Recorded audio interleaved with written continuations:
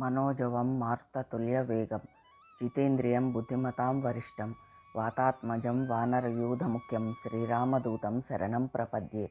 మనస్సుని జయించినవాడు, గాలివేగంతో పయనించేవాడు, పంచేంద్రియాలను తన అధీనంలో ఉంచుకున్నవాడు, గొప్ప తెలివి గలవాడు, వానరులలో ముఖ్యుడు, శ్రీరామచంద్రునకు దూత అయిన హనుమంతునికి నమస్కరిస్తూ అందరికీ హనుమత్ జయంతి శుభాకాంక్షలతో ఈరోజు వీడియో ప్రారంభిస్తున్నాను. శ్రీ ఛానల్కు స్వాగతం. రామాయణంలో స్వామి హనుమ కేవలం సుగ్రీవుడికి మంత్రిగాను, శ్రీరాముడికి బంటుగాను మాత్రమే కనిపించిన ఆయన చేసిన మేలు రామాయణ గాథనే ముందుకు నడిపించిందనడంలో ఏమాత్రం సందేహం లేదు.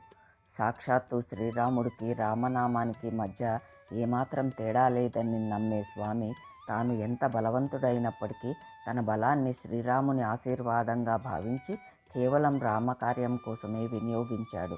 తన సంకల్ప శక్తితో, ఇంద్రియ నిగ్రహంతో శతయోజనాల సముద్రాన్ని సునాయాసంగా దాటిన స్వామి లంకలో సీతమ్మ జాడ కనిపెట్టి ఇక తనకి మరణమే శరణు అనుకున్న తరుణంలో తల్లిని బ్రతికించడానికి తాను రామదూతనని వినయంగా చెప్పుకున్నాడు.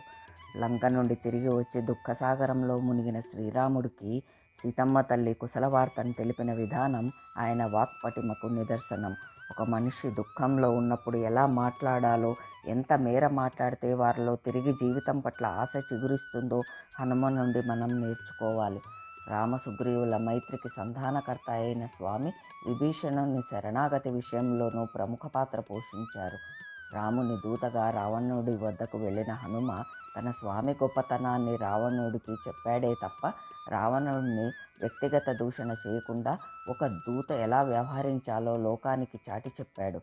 వానరులందరికన్నా బలవంతుడైనప్పటికీ తన బలానికి కారణం శ్రీరాముడే అని అత్యంత వినయంగా ప్రకటించుకున్నారు స్వామి. తన జీవితం మొత్తం మీద తన కోసం అంటూ ఏ ఒక్క పని చేసుకొని హనుమ ఎంత ఎదిగినా ఒదిగి ఉండాలనే తత్వాన్ని రామబంటుగా నిరూపించాడు. అందుకే స్వామి వివేకానంద యువతకు హనుమను ఆదర్శంగా తీసుకోవాలని పిలుపునిచ్చారు.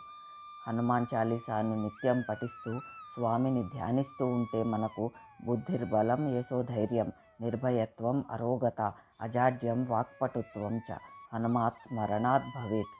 ఆరోగ్యం, బుద్ధి, ఐశ్వర్యం, బలం, ధైర్యం, పేరు ప్రఖ్యాతులు, జ్ఞానం, వాక్చాతుర్యం తప్పక లభిస్తాయి. స్వామి యొక్క మరిన్ని విశేషాలకై నా ముందు వీడియో లింక్ డిస్క్రిప్షన్లో ఇస్తాను, క్లిక్ చేసి చూడండి. ఇంకా సబ్స్క్రైబ్ చేసుకోని వారుంటే సబ్స్క్రైబ్ చేసుకొని లైక్స్, కామెంట్స్ ఇచ్చి నా వీడియోని షేర్ చేసి ప్రోత్సహిస్తారని ఆశిస్తున్నాను. జై శ్రీరామ్, జై హనుమాన్.